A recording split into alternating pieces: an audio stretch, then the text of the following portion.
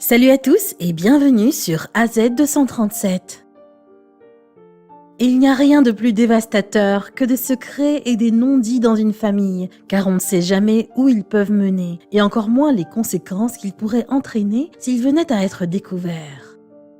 Un jeune homme en fit la douloureuse expérience et la raconte aujourd'hui à travers cette vidéo. Écoutons son histoire. Mais avant de commencer, j'aimerais vous rappeler qu'après avoir regardé cette vidéo, vous pouvez faire un tour sur notre chaîne pour découvrir de nombreuses histoires à la fois incroyables, intéressantes et émouvantes. Et n'oubliez pas de vous abonner à la chaîne et d'activer la cloche de notification si vous êtes nouveau parmi nous. Bonjour, je m'appelle Fernando. D'aussi longtemps que je me souvienne, j'avais toujours considéré mon père comme une personne indifférente et insensible. Et ce n'était pas surprenant. Il avait passé toute sa vie à travailler comme policier, alors il avait sûrement vu des choses peu communes. Ma mère est morte quand je n'avais que 2 ans, donc la seule personne de qui j'avais reçu de l'amour et des soins était ma grand-mère paternelle. C'était presque impossible d'avoir une discussion sincère avec mon père, surtout quand il s'agissait de ma mère. Il se mettait toujours en colère et refusait de parler d'elle. J'adorais regarder de vieilles photos de ma mère dans des albums de famille, en essayant d'imaginer à quoi elle ressemblait. Elle avait les yeux les plus expressifs que j'ai jamais vus et une petite marque sur les lèvres. Ma grand-mère disait toujours que ma mère m'aimait et qu'elle était une très bonne personne. Je n'en aurais probablement jamais appris plus si je ne m'étais pas disputée avec mon père à propos de mes notes à l'école un matin. Après ces réprimandes, j'étais allée me promener dans le parc juste pour ne pas avoir à rentrer à la maison. Alors que je marchais, je vis une femme mal habillée marcher vers moi. Elle me dépassa très vite, mais j'avais réussi à voir son visage. J'avais aussi ressenti des frissons.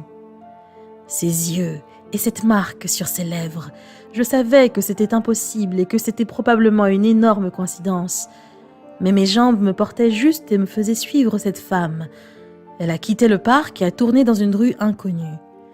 À quelques rues de là, elle s'est arrêtée près d'un supermarché, a étendu une couverture sur le sol et s'est assise. Je gardais mes distances tout en essayant de mieux la regarder. Je n'arrivais pas à y croire. Cette femme sans abri ressemblait beaucoup aux photos de ma mère. Elle était juste beaucoup plus vieille et ridée. Je ne sais pas combien de temps je suis restée là, mais il faisait noir quand je suis rentrée à la maison.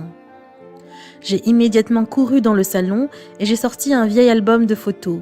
Il y avait des photos incroyables du jour du mariage de ma mère et de mon père. J'ai continué à feuilleter les pages et j'ai vu une photo de ma mère qui, selon la date, avait été prise peu avant sa mort. Je pourrais jurer que c'était cette femme sans abri qui me regardait sur cette photo.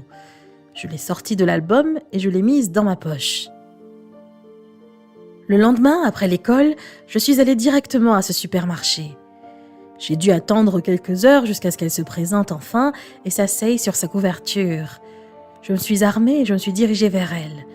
Elle m'a lancé un regard indifférent et m'a demandé « Tu veux quelque chose ?» J'ai murmuré, toujours inquiet, et j'ai dit « Non ». Mais je suis restée là, devant elle. Nerveuse, elle m'a redemandé ce que je voulais. Alors j'ai sorti la photo de ma mère et je la lui ai tendue. Je l'ai vue tressaillir en regardant la photo, mais elle n'a pas dit un mot. Alors j'ai demandé « C'est vous ?» Elle est restée silencieuse et m'a rendu la photo. J'ai retenu ma respiration et j'ai dit « Je suis Fernando ». Elle m'a regardé de haut en bas avec intérêt et m'a fait un sourire amer. Après une pause maladroite, nous avons entamé une conversation informelle. Je lui ai dit qu'on m'avait toujours dit qu'elle était morte.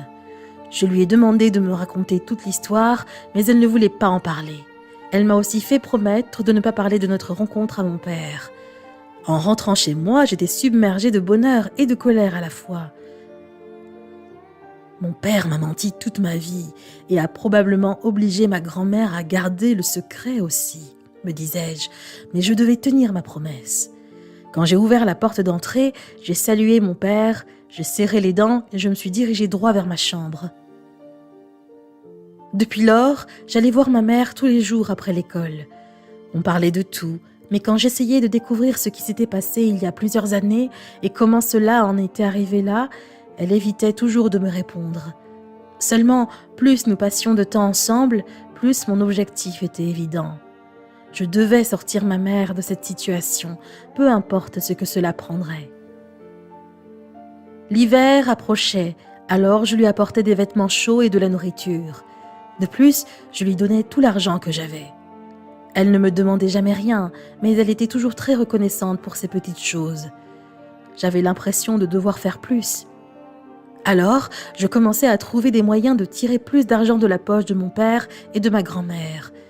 Ce n'était toujours pas suffisant, alors je commençais à le voler. Je n'avais pas honte parce que j'étais sûre de le faire pour une bonne cause et j'avais réussi jusque-là, jusqu'à ce que mon père me surprenne à lui soutirer de l'argent. C'était un policier, après tout. Vous ne pouvez même pas imaginer à quel point il était furieux. Il me criait dessus et me disait les choses les plus offensantes. Alors je me suis effondrée et je lui ai tout raconté. Je l'ai traité de menteur dégoûtant et menacé de quitter la maison pour vivre avec ma mère dans la rue. Mon père était surpris, il n'avait pas dit un mot et était allé se coucher tranquillement dans sa chambre. Le lendemain, quand j'allais rendre visite à ma mère, j'ai vu un homme lui parler. C'était mon père. Il n'avait pas du tout l'air amical.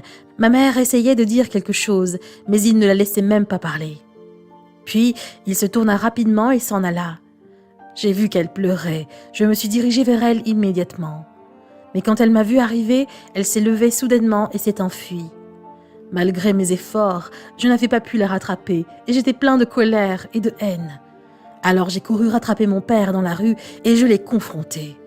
Je criais si fort que les gens nous regardaient et nous pointaient du doigt. Et mon père était là, immobile, avec un visage de pierre.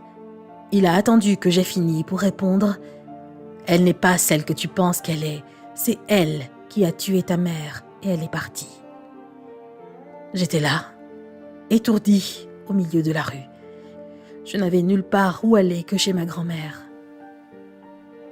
Quand ma grand-mère a entendu toute l'histoire, elle a fondu en larmes. J'ai commencé à la supplier de me dire enfin la vérité. Elle est alors allée dans sa chambre et elle est revenue avec une photo. Quand je l'ai regardée, je suis presque tombée de ma chaise. Il y avait 2 filles souriantes sur la photo. Elles avaient toutes les 2 les mêmes yeux profondément expressifs et un peu de maquillage sur leurs yeux et leurs lèvres. Je ne pouvais pas croire ce que je voyais. Ma grand-mère a désigné chacune du doigt et m'a dit « C'est Jennifer, ta mère, et c'est Grace, sa sœur aînée. » Et puis, elle m'a raconté tout ce que je cherchais depuis si longtemps. Il s'avérait que ma mère et sa sœur Grace étaient très différentes. Ma mère avait prospéré dans la vie. Elle avait été une bonne élève et avait eu une carrière réussie par la suite. Puis elle avait rencontré un gentil garçon, l'avait épousé et avait eu un beau bébé. Grace, par contre, avait eu un parcours plutôt sombre.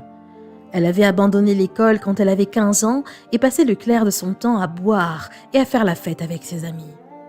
Mais malgré tout cela, ma mère et sa sœur étaient toujours très proches et finalement, ma mère s'avéra être la seule personne au monde à avoir essayé de soutenir et d'aider Grace. Maman aimait sa sœur de tout son cœur, mais Grace ne l'écoutait pas et continuait à vivre à sa guise, jusqu'au moment où elle avait commencé soudainement à se sentir vraiment mal. Elle perdit du poids et n'arrivait plus à sortir du lit. Elle fut diagnostiquée d'une cirrhose hépatique de stade avancé. Ma mère l'avait emmenée chez les meilleurs médecins du pays, mais le seul moyen de sauver la vie de Grace était de lui faire une greffe du foie. Et malgré la réticence de ma mère à le faire, elle avait fini par donner son foie à sa sœur bien-aimée. Grace avait donc survécu et commençait à se sentir beaucoup mieux. Mais ma mère commença à avoir de graves problèmes de santé et dépérissait au point que les médecins n'avaient pas pu la sauver. Cependant, cela n'empêchait pas Grace de boire et d'avoir le même style de vie qu'elle avait l'habitude d'avoir. Et c'est ainsi qu'elle s'est retrouvée dans la rue. Ma mère était donc morte pour rien. Sa mort avait été un coup dur pour mon père. Ma grand-mère dit qu'il avait complètement changé. Il se concentrait uniquement sur son travail et était devenu dur et impitoyable, et même ma présence n'avait pas pu l'apaiser. Cette histoire m'a brisé le cœur. Je regardais la photo de ma mère et Grace avec des larmes sur le visage. La réalité n'était pas ce à quoi je m'attendais, et je ne savais pas quoi faire maintenant. Lorsque je suis rentrée à la maison, j'ai trouvé mon père assis, seul dans son bureau. Il a vu l'image dans ma main et a compris que j'avais déjà appris la vérité. Il m'a dit qu'il était désolé de ne m'avoir rien dit plus tôt. Il pensait qu'il me protégerait mieux s'il ne me parlait pas du passé. Il m'a raconté qu'il avait essayé d'aider Grace même après le décès de ma mère, mais qu'elle était une cause perdue.